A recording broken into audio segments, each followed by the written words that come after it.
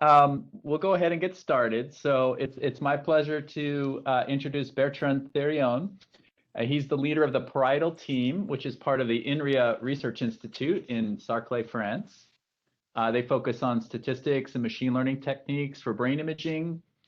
He has done a lot of work in developing algorithms and software with the focus on functional neuroimaging applications. He's involved in the Neurospin Neuroimaging Center, which is a high field MRI effort for brain imaging.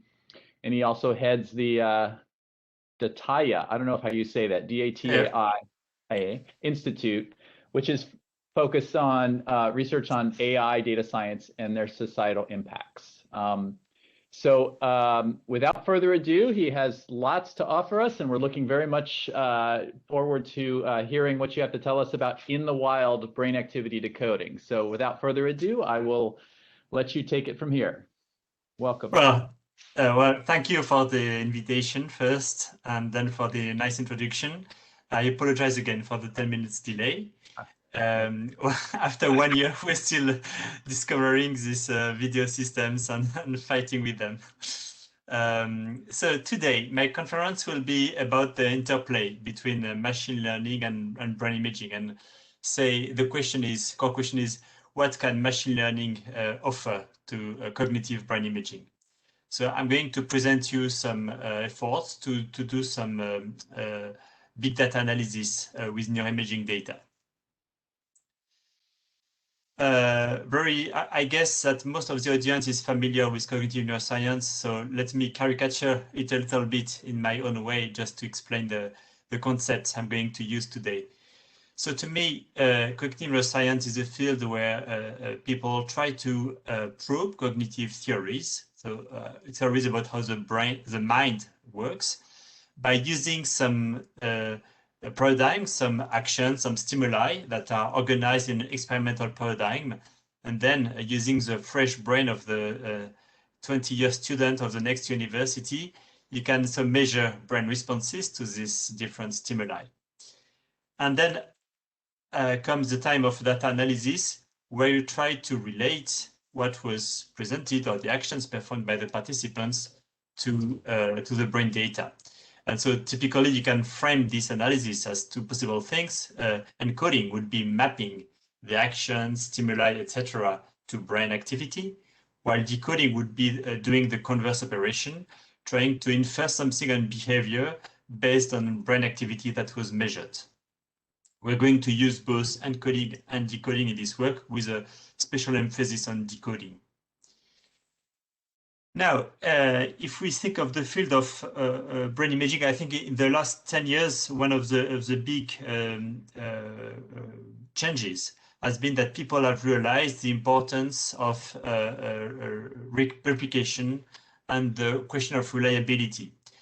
As in many fields of science, so we have realized first that much of our results from the community were quite brittle due to the limited data that we based our inference on. And we have to do something. The problem is that with neuroimaging, data acquisition is very costly and complicated. And so it is indeed hard to gather large data sets to perform better inference. So the idea is to try and optimally reuse existing resources on top of acquiring new data. So that's why the tools that have been built for data sharing and data reuse are so essential for the community, because they come here to strengthen essentially the new data set that we can acquire and help to confirm, to replicate findings, so making inference more reliable. And so here I'm talking about tools like OpenNeuro, NeuroVault, and I'm going to talk more about them now. What happens when you look at these resources actually is a new scientific problem that we had not planned maybe 10 years ago, is that actually we knew that from the literature, which is that each new study has a different way of framing questions, of probing a certain cognitive systems. And it's actually very complicated to build a consistent picture of the different studies that are carried out on a certain topic. For instance, I don't know, if you take the topic of social cognition, there are different ways to probe it with brain imaging. You can see how people react to text. You can present them with moving figures and look at brain response depending on the pattern of interactions of these figures, etc., and many others, of course. So the problem is that at the end, once we have observed all that, can we build a consistent story about a theory of mind and social cognition in general? So a way to say it, I think it was nicely pointed by Paul Dirac and Yarkoni, and it was already said 50 years ago, you cannot play 20 questions with nature and win. So we need to organize the way we ask questions in order to get some useful answers, and answers that make sense in a wide context. Of course, you can always have a local answer to a question, and this is what our neuroimaging studies bring. The question is, how do we make this information more general?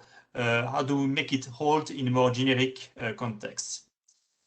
And so today I'm going to address that with different kinds of analysis. I will first describe a so-called joint analysis framework, where we take many different studies concurrently and we try to analyze them using so-called joint representations. And so this is a kind of lazy way to leverage many datasets. Another way, which is a bit more involved, is to do so-called mega-analysis, where we actively try to identify commonalities across studies and leverage them. I'm going to explain that more in detail. So let's start with joint analysis, which is conceptually easier. So let's start with what we have done, simply an experiment on large-scale dataset. Essentially, we have taken datasets from OpenNeuro, so that had been pre-processed, on which we had the standard output of the studies, which are brain activation maps, together with some tags that describe the cognitive concepts that are probed in each experiment, or actually some tags associated with each brain image, like this brain image corresponds to listening to a story that includes some social cognition aspects, or does not, listening to a story that does not contain this aspect. So you would have in one case a social cognition tag, and you would not have it in the other case. So we had about 40,000 brain maps of that kind when we analyze OpenNeuro. It's not the whole OpenNeuro, but a large part of it. We also have a large set of resting state data, like those from the Human Connectome Project dataset. And what we have done was to create a neural network that essentially uses this data. So first, from the resting state data, we can build a parcellation of the brain into regions, which is good at representing resting state activity. So this is simply no more, no less than a dimension reduction of the data, here in 500 components, learned from resting state. And then you can encode each image into this 500-dimensional model. Then with this representation, we have a supervised, so a classifier, which is a supervised learning model, that based on this representation of the images and the tags that you have for each image. So for an image in a given study, you could have a successful stop, for instance, or go condition. And so these are possible tags for images of a story. And for each image, you want to identify the category, the class. So you have a final classifier that tells you which category, which class this image is associated with. And so question. Was just curious how so you're using, it looks like non-negative matrix factorization. So how did you code the data to convert it to non-negative, or what was your strategy there? I think the input's positive and negative, right? Yes, in that case, the representation has both positive and negative components. We did not filter them. And so you just carry the signal as it is, and you try to find in the signal space, which is positive or negative, some discriminative patterns.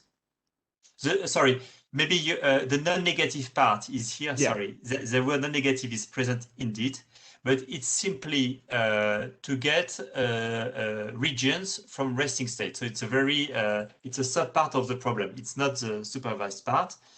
And in this case, well, well, ICA, I guess, Vince. So when you do, so what we did was dictionary learning, which is actually a sparse PCA of the input data, but with non-negativity constraints, so that the components that you get from the sparse PCA are indeed non-negative, and so they can be clearly identified as a brain territory. So they are sparse and non-negative. So actually, each component is just a blob in the brain domain. So this is a way to obtain parcellations into blobs from a multivariate decomposition. Does that make sense? Yes, yes. Thank you. So this is just for the first step, which is like the unsupervised, just based on resting state, the dimension reduction part of the model. Okay. Then this part does not have any non-negativity constraint. Okay. So this is a linear model. And the key part is that while the classification heads are study specific, there is an internal representation that is the same for all studies. So essentially, we force the different problems to have to mix their information, to have some shared representations. And this is essential to make the model work properly. So we can see that as a bottleneck layer. A way to represent that is to say that you start with images with 200,000 voxels sampled on the brain volume, that you simplify them to 500 resting state networks. But then you can further reduce that into this intermediate layer that we will call task optimized networks. And from that, we can have classifiers that for each study will try to classify the condition, the tags of the images. Okay. When we do that, so we have actually 40 studies included in the model. And you can see with the black bar, the accuracy achieved by the model. In gray, the accuracy that would be achieved by taking each dataset in isolation, as you would do classically. And in red, the small red bars correspond to the chance level. So we can see that we do better than chance in terms of classification. But more importantly, we see that the black bar goes beyond the gray bar, indicating that actually this architecture is stronger at decoding the brain images. Actually, the difference in accuracy between the black and the gray is represented here. And you can see that for 80% of the studies, we have an increase in accuracy, and a few of them we have a decrease in accuracy. But overall, we have a 5% gain in accuracy, which is quite important. We can look at these results by comparing it to the baseline accuracy without doing this particular architecture, and there is not much information. The most interesting part is when you compare the difference in accuracy with respect to the initial study size, the study size in number of participants. And of course, the number of participants is related to the number of images that you have. Typically, you have a couple of images per participant. And of course, here you see the decreasing trend, which means that small studies benefit from this architecture in terms of prediction accuracy, while large studies don't. And the lowest one being HCP 500, I think, which does not benefit from that. So now I think it gives a hint. I think a common architecture that can take together so many studies is advantageous to decode, in particular from small studies. We can also see that using only the first layer, so the reduction to the functional networks, those learned from resting state, does not bring any gain in accuracy in terms of decoding. You really need to have this bottleneck layer, this intermediate layer that forces the different studies to have some shared representations. And this is really where you gain in terms of generalization. Another confirmation of this fact is that when you take a certain study like that one, with 39 subjects in the training set, so essentially half of the data set, you have a certain accuracy. With the multi-study decoder, the accuracy is slightly higher. But when you decrease the sample size, as in doing a learning curve, you see that the accuracy decreases, of course, but you also see that the gap between the multi-study decoder and the single study decoder increases, which means that, again, small studies benefit more than large studies from this effect. Actually, it's a simple Bayesian principle. When your data are limited, you want to rely on priors to compensate for the shortage of data. And here the prior is provided by the other studies that use the common architecture that can inform the good representations to optimally represent the information in the test study. So here, essentially, the different studies are mutually priors for each other. And another feature of this architecture is that it remains linear. We have tried to include nonlinearities in the architecture, like big non-negative. So having this ReLU, rectified linear units in the network, but this does not increase accuracy so far. So we have not retained it for the final model. And so since the model is linear, we can easily interpret it. Especially we can take these task-optimized networks and see their topography. So they are defined in the brain domain. So each of them has a topography. So 12 of them are displayed here. They're also associated with some keywords, so which are the concepts that are discriminated by this particular internal network of the model.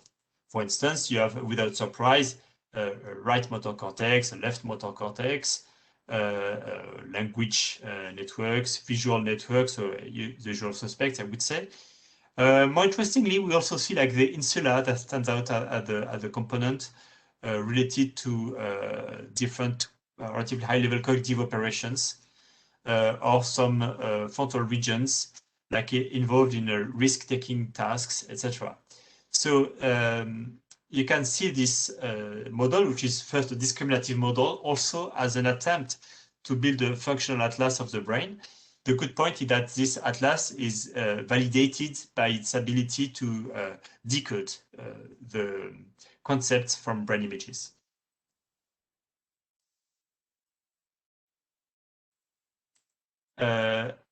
This is available publicly, so you can look at the GitHub repository where we have put the information. I guess we're going to upload it on NeuroVault if this has not been done already. And this has just been accepted in PLOS Computational Biology, so you can look at that more in detail. So maybe if there are questions here, I'm happy to stop if there is a question on the model or the results. If not, I can go on. So far we've been a bit lazy. Sorry, there's one question. Yeah. So the question is from Abhishek. He's asking, does the multi-study accuracy gain hints that the uniqueness of participant make it difficult to a one-for-all fit? I'm not sure I understood. Sorry, hints that? So I think he's asking a multi-set. So basically the question is, does the multi-study accuracy gain a hit from the uniqueness of the participant that is difficult to fit to all data sets? I'm not quite sure. So I think he's asking about generalizability of the study. Like, I think it's related to the Bayesian concept that you were referring to. So I think in general, we are the general spirit of this work is to say you want to find models at the end that generalize as much as possible, as widely as possible. And so you would like your model to be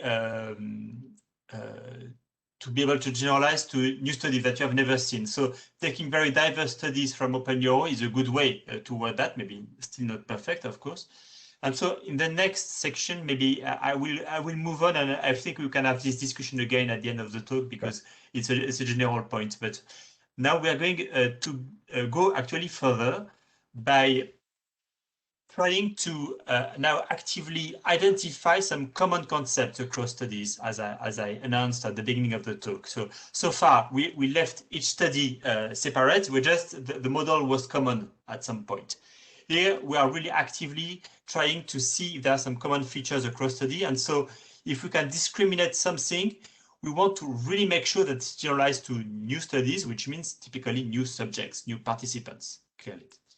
So this will be a kind of machine learning framework for mega-analysis based on the semantic commonalities across studies. So the general idea, maybe the picture that we might have is that some brain territories or networks may be associated with some particular concepts. These concepts, in turn, can be organized into some ontology. For instance, you can put motor concepts together, visual concepts together, etc. And then, of course, when you what you observe actually are the activation maps in a given study, but those are typically related to a given task. Typically, when you press a button after recognizing a face, then there is a face perception, face recognition, motor decision, and finally, like typically right-hand button press. So all these actions are superimposed in the data that you observe. And so the reverse inference goes from the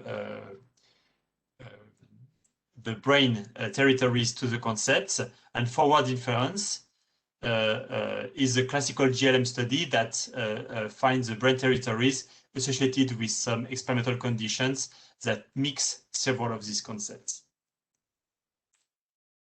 So what we have done was to consider at that time NeuroVault, which is a repository of public data created by Chris Philo-Gorgolewski, and from which we could get, we can now get about 50K independent fMRIs.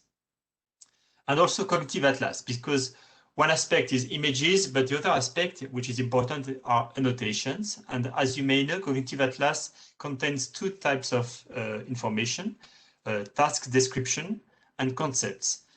A typical concept, bright white concept is working memory.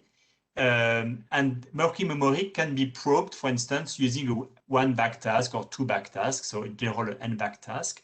And so these are the two main things that you need to understand. So what we observe in brain imaging are the effect of tasks, but what we would like to know is actually the effect of concepts, not tasks. So the idea is to move from tasks to concepts. For this, we can do an encoding analysis, which means you present, you have some images associated with concepts, and you can do what you have always done, which is to do a linear model in which you try to explain your SPMs, your brain activation images, from the concept occurrence matrix. So you create a design matrix which represents the occurrence of the main concept across studies. So assume a tone listening task, then this would involve auditory activity. Now assume a tone counting task, this would involve auditory activity plus counting, etc. So this is a binary matrix with only zeros and one that represent in each study the concepts that were probed in it. The problem that you quickly see when you do this type of analysis, here on only 20 concepts, but you can quickly see that some of the concepts will be strongly positively or negatively correlated. For instance, visual and auditory will be anti-correlated because most studies involve one or the other, but rarely both. or count and digits will be strongly associated because typically counting involved manipulating digits and the converse. And the result is that, of course, when you do that on large-scale studies, you get some relevant map, like for auditory, you find the auditory cortex without surprise, but you find also a negative part of the visual cortex, which is simply due to this anti-correlation pattern that I described previously. Funnily, when you take button press, you see the left motor cortex, which means that implicitly we use right-handed subjects that use their right hand to respond, which was not predefined. But more worrying is that you won't be able to really see a difference between different categories of visual objects, like abstract patterns versus shapes. You essentially don't see any difference in the ventral visual cortex. So these models, these encoding models, are not fine enough to discriminate this type of concepts. So actually, if you want to be more specific, you need to turn the question around and put that as a decoding problem. Like you give me a brain image, and the game is that I should try to find what was this brain doing. And of course, irrespective of the study it was taken from. So now this becomes a multi-label classification problem, because one given brain map could be associated with several labels, like it could be auditory and counting. It might be two relevant labels for a given image. So there is a combinatorial possibility of labeling for a given image. So it's no longer a multi-class problem, as we have been doing for years and as I did previously, but now a multi-label problem in which we try to find what labels, in plural, can be associated with an image. So for that, we have introduced a so-called ontology decoder, ontologic-based classifier that was leveraging the structure, the hierarchical structure of the concept in the studies to boost the decoding. So you can find the details in PLOS Computational Biology paper 2018. And what we saw is that this ontology decoder outperformed some more classical decoders that you would use typically, and across 20 concepts, we indeed get a better performance. And quite interestingly, we could also map these concepts to the brain. Here, actually, we are representing the intersection of encoding and decoding maps, because following some considerations from Sebastian Weichwald, we have shown that we have considered that a region can be really associated with a term when it's involved both in the encoding and decoding models. So for visual categories, there are 10 of them, motor categories, language and audition, and computation and saccade. So only 20 concepts, which was quite limited. And so now start the wild part of it. We have done that again more recently, so using an updated version of NeuroVault, and now in a much more data-driven way. So what we take is all the maps available on NeuroVault. These maps are uploaded on a voluntary basis and with free annotations. So actually, maps are sometimes it's quite hard to figure out what are the tags, the cognitive tags that are relevant for an image. For instance, a possible tag for an image would be LHVSRH, which stands for probably left hand versus right hand. So implicitly a motor task that shows left hand motor activity. So you need to guess. It's a guessing game where you try to guess from the dirty annotations available with these images what concepts might be involved. So the hard part of it was actually to extract the concepts associated with the brain images and map them to concepts from the cognitive atlas, which provide a set of original concepts. Then using the idea of hierarchy, again, we could enrich it and make it more comprehensive. On the other hand, so we took the brain maps, we only considered those that are signal in reasonable ranges, so typically, hopefully, fMRI activation maps. we standardized them and encoded them into a dictionary, as I described previously for the first experiment. And then, based on these 48K images and the concept, we try to decode the concepts of these images. Well, we were able to study for 37 concepts that were replicated in a validation set.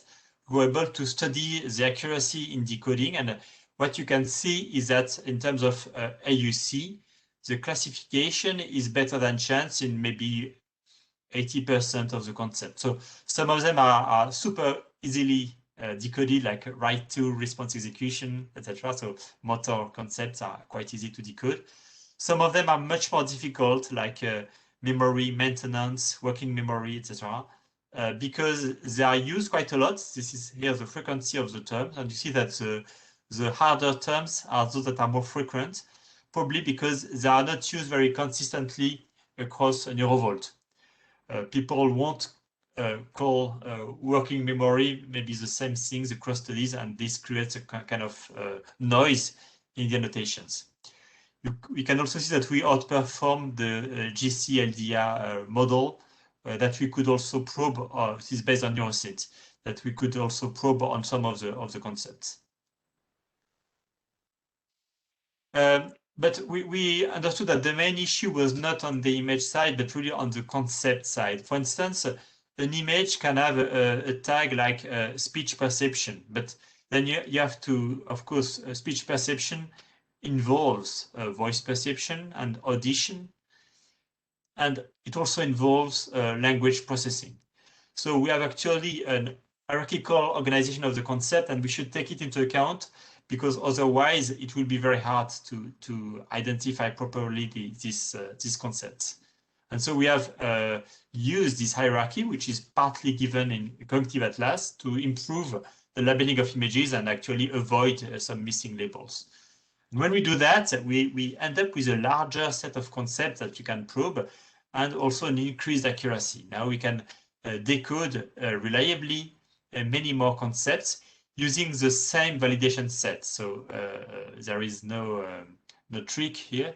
We have really learned the representation of many more brain concepts. And so this shows that whenever we can improve the labeling of the data, we really boost the accuracy of the model. Now, the point is that all this is really automated. It's really automated operation from NeuroVault and Cognitive Atlas. So this is why it's called in the wild. So it does not rely on prior knowledge, essentially. So there are some. If we can also open the box. Now the model is nonlinear. It's a kind of deep net, if you like, with nonlinearities, but still we can do some sensitivity analysis to find the most important pattern for each concept. So here's for left toe decoding, right toe decoding. Of course, we find the expected regions. An interesting one is syntax, because when you study syntax encoding, you would find the STS essentially in across studies. Now, when you try to decode it, so really find when this is a relevant label for your image, then you find different set of regions. So the STS activation focuses on that subregion, and you find the IFG too. And there are some failures. Like when you study face perception, you find the FFA. Well, that's fine.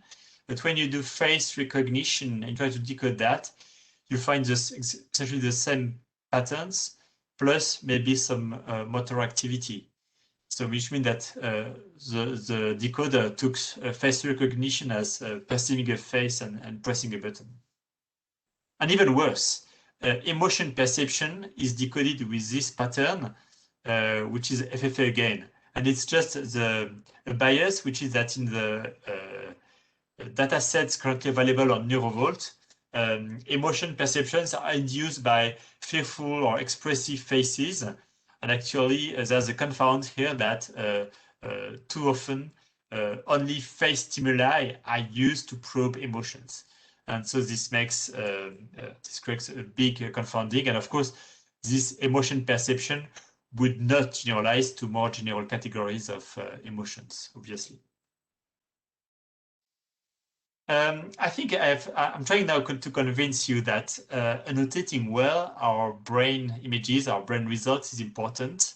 And so we have also done some efforts in that respect and the best way to go in that direction is to mine the literature, because we have a huge resource, which is the neuroscientific literature that we have that contains lots of information. And actually, it has been noticed for a long time that curated annotations are a difficult problem because of lack of consistent vocabulary.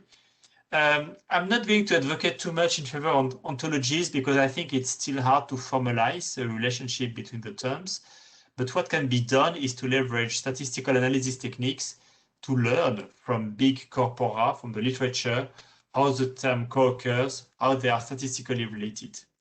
And there is a huge literature in neuroscience that contains lots of information which is stored in text. So 140K publications in PubMed that relate to neuroscientific concepts and that can be used to mine all this information, how the concepts are used, how cognitive concepts are associated with brain regions. So what we have done was to take a fraction of those, so 14K, essentially those that are also used by neuroscience. And so what we have done was to extract the full text of these documents, while neuroscience only uses the abstract. So now we use the full text, and we use a standard NLP tool, so a TF-IDF transform of these documents that tells you which terms occur in a given text much more frequently than in average in the literature. And this is the X part of the data. So for each document, you have this word occurrence vector. Now you also extract coordinates from the publication, so MNI coordinates, if you like, or Telerak coordinates. And then you can represent them as a brain map simply by convolving these the directs, corresponding directs with a Gaussian kernel, and you have something like that, for instance, for publication. And the game is to fit Y with X simply by using a linear model, so some coefficients, and the coefficients of the model will represent the effect of each given term on the reported locations. Okay, I'm skipping that. The important part is that it's actually doing this is hard and it's going to fail in most cases simply because a few terms are very frequent and most of them are used very rarely. So you have a 1/f distribution of the vocabulary, which means like a term like melody, which is not so frequent in the literature, would be hard to decode because there are very few studies that use it, actually significantly use it. But you can learn that it's related to music, musical, auditory, and pitch. And some of these terms are frequent enough so that you can actually map them accurately from the literature. And then you can recombine this information to propose a candidate map for melody. So it's a semantic query expansion that goes from rare terms to semantically related terms. Meaning would be another way that you would expand towards semantic, sentence, and words, proposing this type of language network, like for the meaning term, etc. So once you do that, so as an example, for instance, with mental computation concepts like calculation, computation, and so on. So with our models, the neuroquery model, we map them to quite similar networks because we actually leverage the semantic relatedness of these terms, while a system like neuroscience would try to map them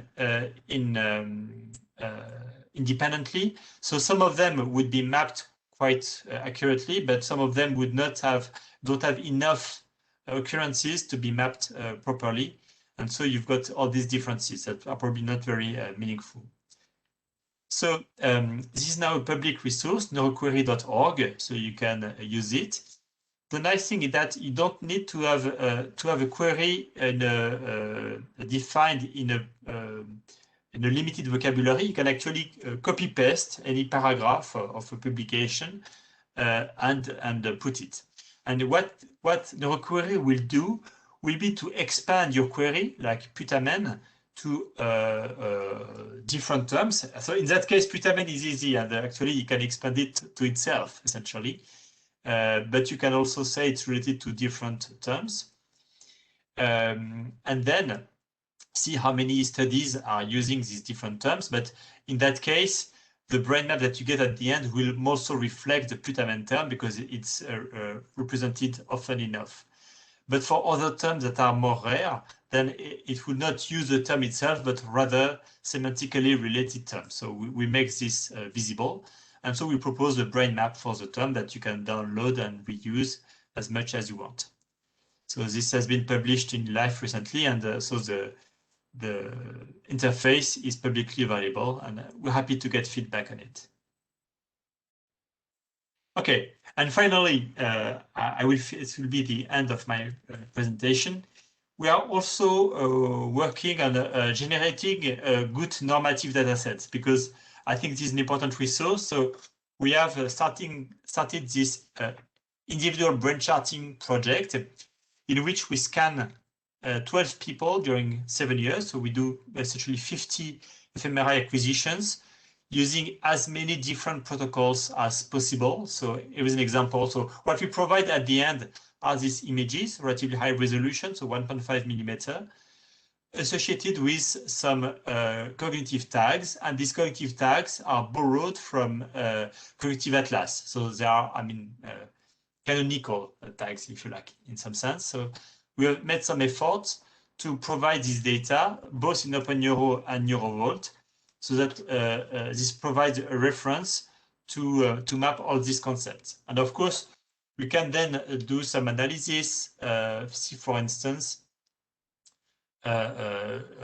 do some decompositions of the data, so ICA-like decompositions. It's not ICA technically, again, it's a dictionary learning technique, but it's quite similar. So we have tried to extract some sparse networks, like 20 networks from a group of 12 subjects. And here we get the cognitive concepts associated with the 20 networks together with their covariance, their correlations. I won't go too much into in detail, but we not only have the population level model, which is represented here on the right side, but also the individual counterparts of these 20 networks. So, and you can appreciate maybe some similarities in organization across participants, but also pretty large variations, some of which are essentially noise, but some of which may also reflect variability in functional organization. It's actually interesting to see that the right hemisphere is particularly messy. Like if you look at the frontal lobe, you can see how weakly consistent the maps are, meaning that there are really impressive differences in the organization across individuals, so of the functional responses. It's time to conclude now, I think. So what I've presented you is the idea that we can now go towards a new generation of analysis of fMRI data, where we go toward the large scale, where we essentially analyze jointly or concurrently different studies. And we can frame that as an encoding problem or decoding problem. Both are useful and valid.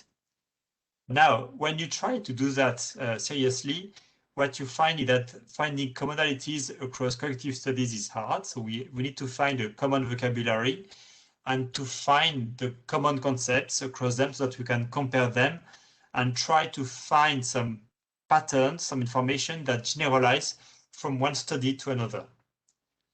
So here I presented a big data approach to that question, where we try to essentially extract weak signals from huge amounts of data. And we are really interested in a generalization, so across studies of these weak signals. I think that a major problem, major question for the coming years is still to on the annotating side, so to find the structure underlying the cognitive concepts and being able to annotate more consistently, more cleanly data will, I think, help it tremendously a better reuse of the public data. To finish, some of the tools I've discussed today are available in some of the libraries. So much is based on NiLearn, what I presented today, which are a set of a Python tool that gives you tools for data visualization, connector mapping, and also classification and decoding, and so learning patterns in general. It can also support GLM analysis. So we're essentially developing the Python ecosystem for neuroscience, which is an open ecosystem, which is, I think, pretty nice for newcomers. My team also developed scikit-learn, which is a generic machine learning tool, and MNE for MEG, EEG data. And with this, I would like to acknowledge the contributions of my colleagues from the Parietal team and other collaborators, especially those who share the data. So thank you for your attention. I will be happy to answer more questions.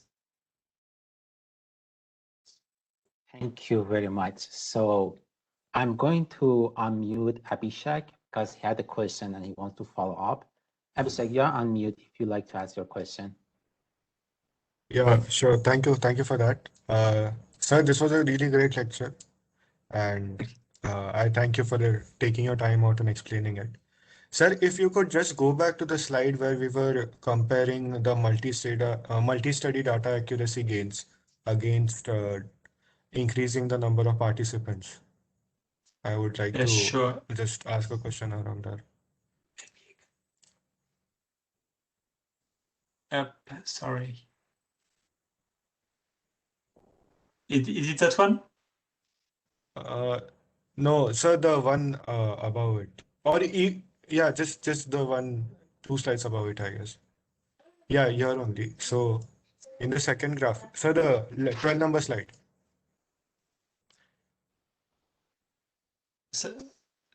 Sorry, is that one, yeah? Yeah, the second graph. So, Yeah. sir, my query is, even if we try to find this model, which will be a good fit for multiple training subjects, won't the uniqueness of a way a subject is trying to represent information provide us insignificant gains? Like eventually any model that we develop, would it go to an insignificant gain? I'm not sure I understood. So if we take larger studies, we would go towards limited gains. Is that what you are saying? Yes, sir. Limited gains. The gains will go down. Isn't that like bound to happen? Yeah. So for every model.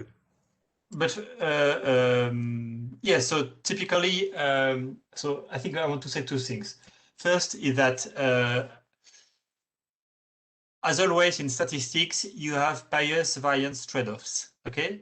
So when you use a prior, like in Bayesian analysis, but it's not necessarily Bayesian, but in any case, when you use a prior, you accept to bias your solution towards your prior.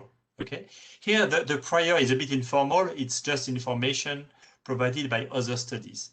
So you know that you won't always gain, okay, when doing that, because at some point you need the bias can be bad, okay. It can essentially remove or reduce the truly discriminative information, and so you won't always gain by having bias, and so you need to trade off the gain between bias and variance.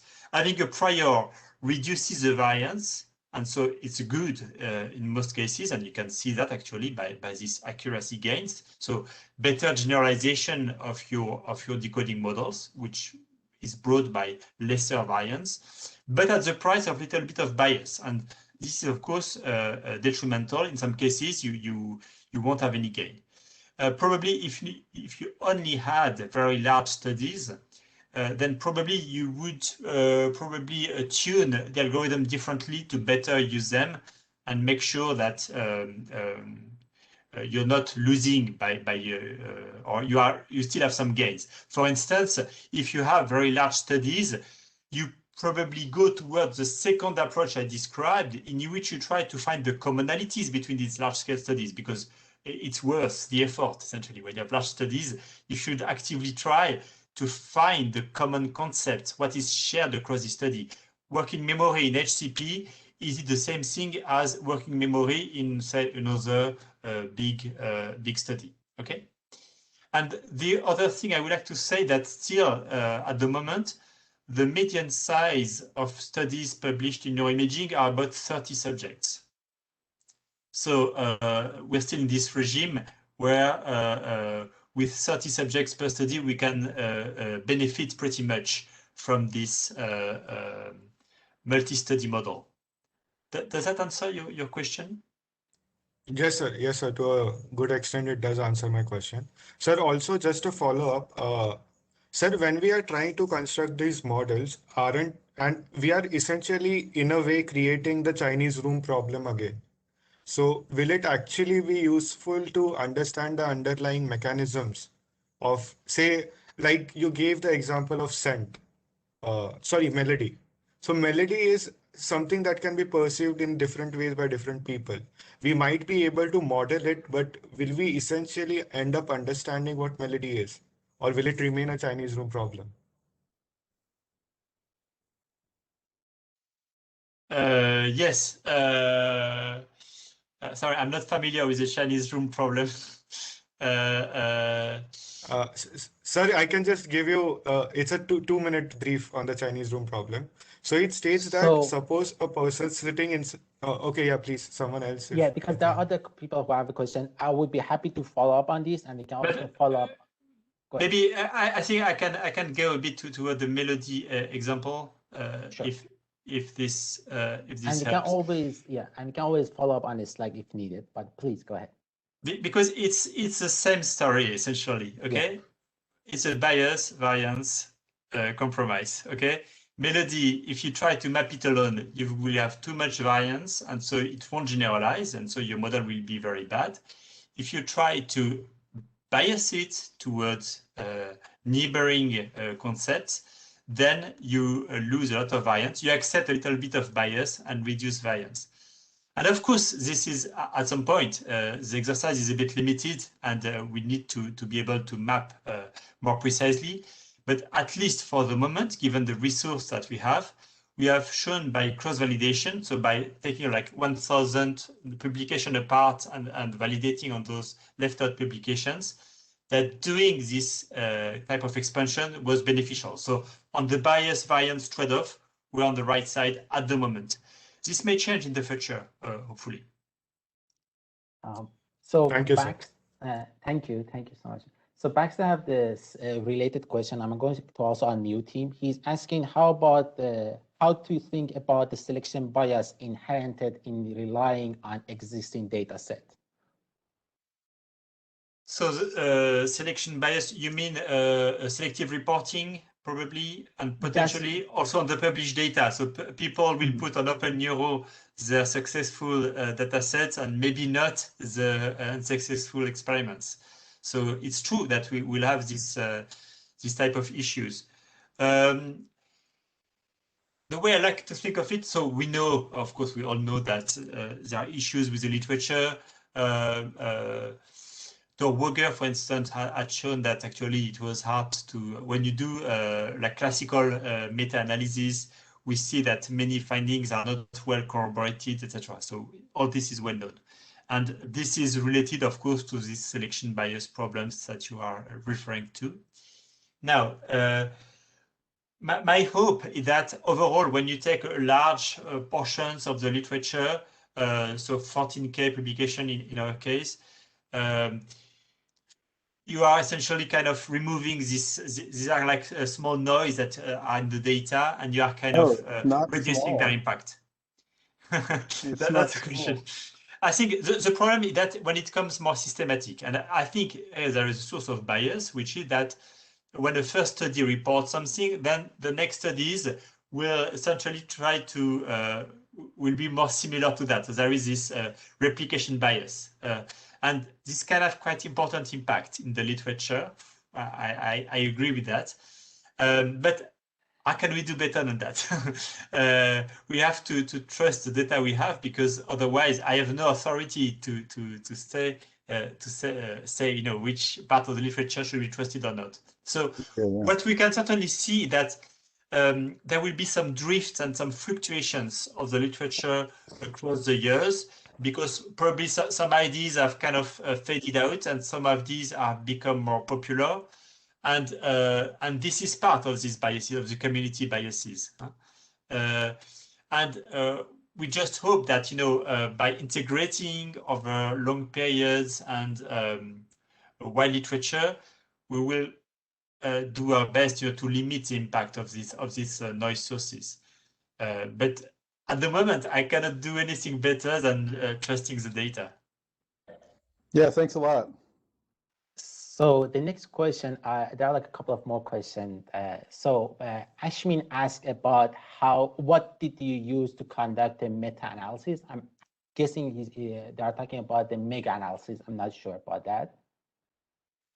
Yeah, so sorry, I use the term meta-analysis several times. So actually, I hope I was clear enough, but here, what I'm showing here is what Tal Yarkoni would call automated meta-analysis, essentially, where you do a meta-analysis, so coordinate-based meta-analysis, as people say, but here in a systematic way, using all terms and all the literature, exactly as Tal Yarkoni did for neuroscience. Just here, we have different features. So first, we take the full text, which is probably, so we have a richer model at the beginning of the model. Then we have a predictive model. So the model in neuroscience for the moment is a correlative model, where you just study the association between the concepts, so statistical association between the concepts and the locations. Here we have a predictive model. We try to predict the locations, and it makes the model quite different. Okay, actually the interpretation of these maps is different from that of neuroscience. In that sense, the tool NeuroQuery is complementary to neuroscience. It gives information, different information. This is the pattern that essentially the term putamen would describe. So when you have the term putamen in a given text, you would expect that these locations will be reported in this publication. And it's a predictive statement, which is not the case with neuroscience. And the other difference is the semantic expansion. Mm-hmm. Does that answer the point? I mean, I guess they didn't follow up on that, so I guess yes. So I'm going to unmute Francisco if he has a question. Meanwhile, I'm going to ask a question for myself. So in the page 20, in the slide 27, in the label space, I was wondering how you did the enrichment from original concept to target concept.